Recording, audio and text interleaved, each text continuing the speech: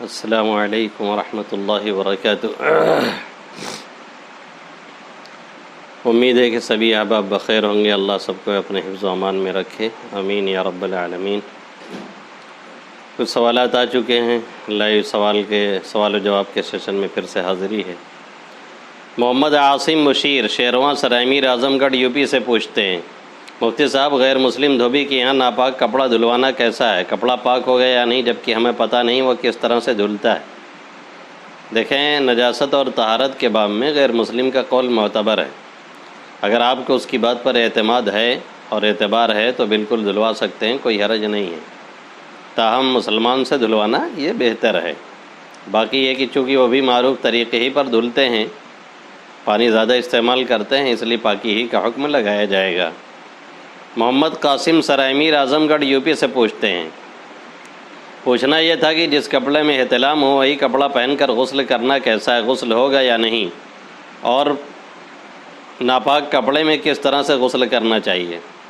جی ہاں، اگر آپ کو اطمینان ہو گیا ہے کہ ناپاکی اور گندگی آپ نے پوری طرح سے صاف کر لی ہے تو غسل ہو جائے گا، اس میں کوئی دو رائے نہیں ہے۔ اور دوسرے آپ نے پوچھا ہے کہ ناپاک کپڑے میں غسل کس طرح کرنا چاہیے؟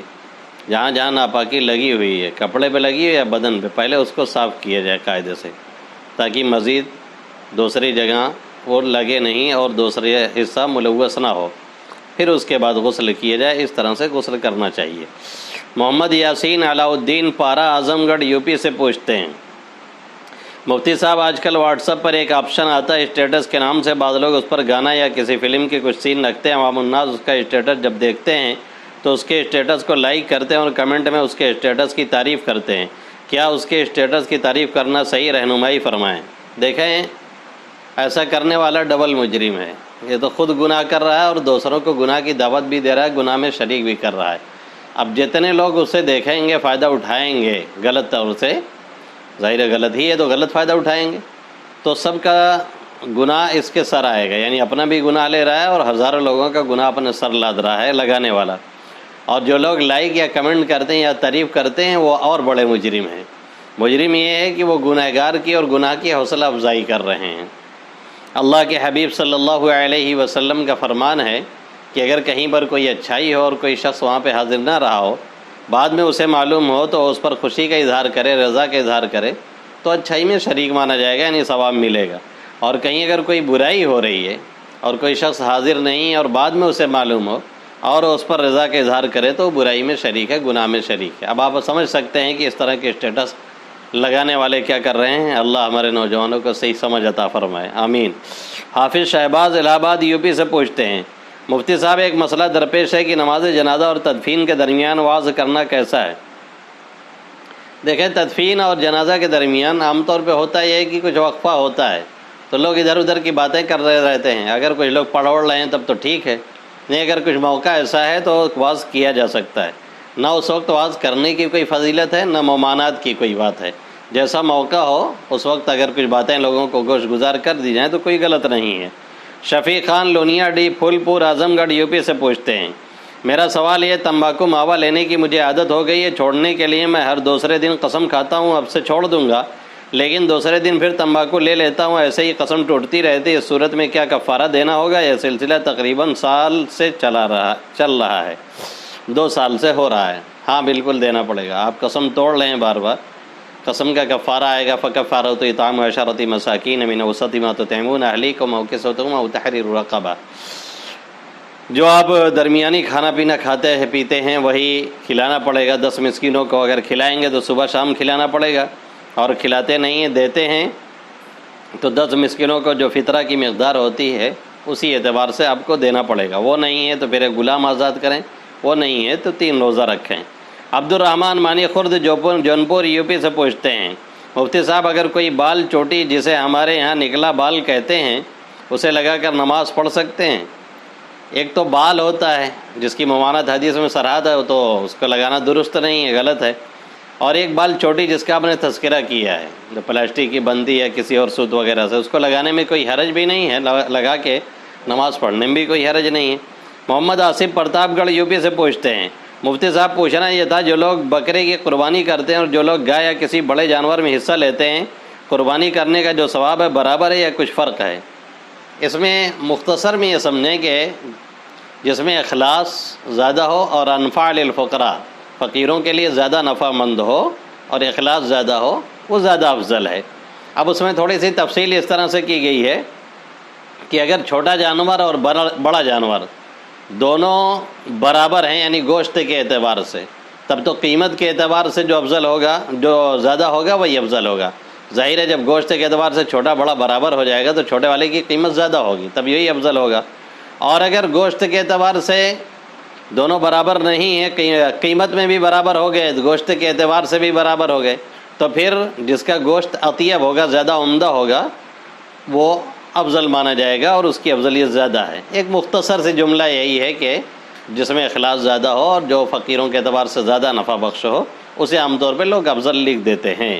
محمد سلمان ابن حافظ محمد احمد برہی عادل پور امبیڈکر نگر یو پی سے پوچھتے ہیں، مفتی صاحب آدمی کے پاس کتنا روپے ہو تو اس پر قربانی واجب ہے؟ دیکھیں 52.5 تولہ چاندی ہے یا 7.5 تولہ سونا ہے یا اس کے برابر قیمت ہے، پیسے ہیں، یا ضرورت سے زائد اتنا مال ہے۔ آج کل ہم نے پوچھا تھا تو سنار نے جوڑ جاڑ کے ہم کو بتایا تھا کہ 43,000 روپے ہے، یعنی آپ یہ مان کے چلیے کہ 44-45 ہزار روپے میں آج کل قربانی واجب ہو جاتی ہے۔ باقی یہ کہ اس کی قیمت آپ نکلوا سکتے ہیں، چونکہ قیمت گھٹتی بڑھتی رہتی ہے، اسی اعتبار سے دیکھ لیں کتنی بنتی ہے۔ عبد الرحمن عبدالعظیم شجنی اعظم گڑھ یو پی، محمد بلال مانی کلاں جونپور یو پی سے پوچھتے ہیں، دونوں حضرات کا سوال ایک ہی جیسا ہے۔ مفتی صاحب آج کل ہمارے معاشرے میں شادی کی جب منگنی ہو جاتی ہے اور شادی کا وقت متعین ہو جاتا ہے کہ 1 سال کے بعد ہوگی، کیا اس کے بعد نکاح سے پہلے لڑکا یا لڑکی شادی سے پہلے آپس میں دونوں بات چیت کر سکتے ہیں؟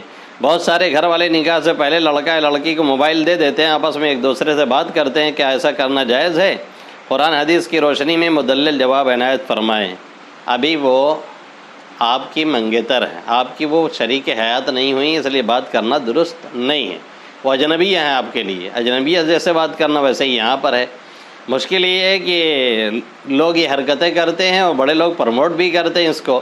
آپ بالکل یہ سمجھیے کہ شادی سے پہلے جب آپ انرجی لاس کر دیں گے محبت کی ساری باتیں کر کر کے، پھر عام طور پہ شادی سے پہلے اس طرح کے پھیکم پھاک لوگ زیادہ مچاتے ہیں اور شادی کے بعد وہ سب پھر کر نہیں پاتے ہیں، تو مسائل پھر بڑے الٹے ہو جاتے ہیں اور لوگ الٹا لٹک جاتے ہیں۔ جیسے ایک صاحب تھے 6 مہینے تک پیچھا کیے ہوئے تھے کہ فلانی جگہ دعا کر دیجئے شادی ہو جائے، شادی ہو جائے، اور جب شادی ہو گئی تو پھر 6 مہینے تک پیچھا کیے ہوئے تھے دعا کر دیجئے کسی طرح چھٹکارا مل جائے۔ تو آپ جانتے ہی ہیں جو بچہ وقت سے پہلے پیدا ہو جاتا ہے وہ بہت کمزور ہوتا ہے اور مرنے کا خطرہ زیادہ لگا رہتا ہے۔ اسی طریقے سے جو محبت وقت سے پہلے ہوتی ہے وہ بڑی کمزور ثابت ہوتی ہے، اس سے پرہیز کرنا چاہیے۔ اسلام نے لو بیفور میرج نہیں سکھایا ہے، لو آفٹر میرج سکھایا ہے، اسی میں طاقت ہے۔ حافظ محمد عادل سمستی پور بہار سے پوچھتے ہیں، کھیلنے اور ورزش کرنے کے لیے لوور ٹی شرٹ پہن سکتے ہیں؟ دیکھیں لوور ہو یا ٹی شرٹ ہو، اگر اس کو شریعت کے دائرے میں پہنا جاتا ہے تو کسی بھی حالت میں کوئی حرج نہیں ہے۔ بہت زیادہ چست نہ ہو، بدن کا پورا حصہ نظر نہ آتا ہو، ٹخنے سے نیچے نہ ہو، ان سب کی رعایت پہن رہے ہیں تو کوئی حرج نہیں، عام حالات میں بھی ہے، اور بات شریفانہ لباس نہیں ہے، بس اتنا آپ کہہ سکتے ہیں۔ باقی کھیلنے وغیرہ کے لیے اگر کوئی پہنتا ہے تو کوئی اس میں کلام نہیں ہے۔ نعیم الدین ابراہیم پور اعظم گڑھ یو پی سے پوچھتے ہیں، مفتی صاحب اگر کسی لڑکے نے کسی لڑکی سے محبت کی اور لڑکا لڑکی دونوں شادی کے لیے تیار ہیں، لیکن لڑکی کے والدین جاننے کے باوجود اگر کسی اور سے شادی کروائیں تو کیسا ہے؟ یعنی اب آپ جو ہے اپنی مصیبت کسی اور کے سر ڈالنا چاہ رہے ہیں۔ اس میں میرا مشورہ یہ ہے کہ دونوں کو مینیج کرنا چاہیے، آپ بھی جھکیں، آپ بھی بات کرنے کے لیے تیار ہوں، والدین بھی تھوڑا سا کیئر کریں، خیال کریں، بھائی بچوں کی بھی اپنی کچھ خواہشات ہوتی ہیں اس کا بھی لحاظ کریں، اور دیکھ داکھ کر کے بیلنس بنا کر کے چلنا چاہیے۔ بہت زیادہ دباؤ بیٹے کی طرف سے والدین پر یا والدین کی طرف سے بیٹے پر نہیں ہونا چاہیے۔ محمد حماد ڈھنڈوارہ خور جونپور یو پی سے پوچھتے ہیں، کسی کے چھوڑ جانے سے کسی کی جان جائے تو کیا وہ قاتل نہیں ہوتا؟ اب بھائی کس نے آپ کو قتل کیا ہے؟ یہی ہے قیامت والی بات کہ آپ مقتول کیوں ہو رہے ہیں، کیا وجہ ہے، کیا تفصیلات ہیں، اور کس نے آپ پر قتل کیا، آپ گھائل کیوں ہو گئے؟ اب اس کی تفصیلات کچھ ملیں تو پھر آپ کو ہم جواب دے سکتے ہیں، باقی جواب سے معذرت ہے، آپ مقتول ہیں کہ نہیں ہیں۔ محمد ساجد جونپور یو پی سے پوچھتے ہیں، مفتی صاحب پیسہ لے کر ووٹ دینا اور ووٹ کے لیے پیسے بانٹنا کیسا ہے؟ جانتے ہیں یہ تو کھلی ہوئی رشوت ہے، یہ وقتی طور سے جو پیسے لے لیتے ہیں ہم لوگ، اور جو رواج چلا ہے خاص طور سے اپنے ایشیائی ممالک میں، اس نے ہمیں اور آپ کا نہیں عوام کو کہاں پہ کھڑا کیا ہے، سب جانتے ہیں نیتا لوگ کہاں ہیں، کیسے کس عیش و عشرت میں رہ رہے ہیں، عوام کا حال کیا ہے سب کو پتہ ہے۔ یہ سب کھلی ہوئی رشوت ہے جس کا نقصان دینی اعتبار سے بھی دنیاوی اعتبار سے۔ محمد ساجد جونپور یوپی سے پوچھتے ہیں، مفتی صاحب جو لوگ فلم وغیرہ ڈاؤن لوڈ کر کے پیسے کماتے ہیں وہ کیسا ہے؟ کوئی شخص اس کام کو چھوڑنا چاہے تو کیسے چھوڑے، جبکہ ایک بارگی بند کرنے سے روزی کا مسئلہ ہے؟ رہنمائی فرما کر ممنون و مشکور ہوں۔ کیسا ہے یہ سوال تو آپ نے کیا، اور آگے جو آپ نے سوال اٹھایا اس میں خود واضح کر دیا کہ بھائی یہ تو ناجائز کام ہے، اس میں کوئی دو رائے نہیں ہے، یہ غلط چیز ہے۔ باقی یہ آپ نے جو سوال اٹھایا کہ بھائی کوئی دوسرا ذریعہ نہیں تو آدمی کیا کرے، اس سلسلے میں علماء کرام نے لکھا ہے بھائی کوئی ہمت کرے ایک بارگی میں یہ سب چھوڑ دے تو بہت اچھی بات ہے، لیکن اگر کوئی جائز ذریعہ ماج اسے نہیں مل رہا ہے تو مجبوراً پیٹ پالنے کے وقت اتنا کر سکتا ہے جس سے اس کی زندگی کی گاڑی چلتی رہے، اور توبہ استغفار بھی اس میں ساتھ میں کرتا رہے، اور مسلسل تلاش میں رہے دوسری جگہ نوکری کے لیے، جیسے ہی ملے پہلے والے اسے چھوڑ دینا چاہیے۔ محمد ساجد بلیا یوپی سے پوچھتے ہیں، ہمارے محلوں کے سڑکوں پر گندا نالی کا پانی بہتا ہے جسے دیکھ کر بہت کراہیت محسوس ہوتی ہے، تو کیا ہم گھر پر 5 وقتہ نماز یا جمعہ کی نماز ادا کر سکتے ہیں؟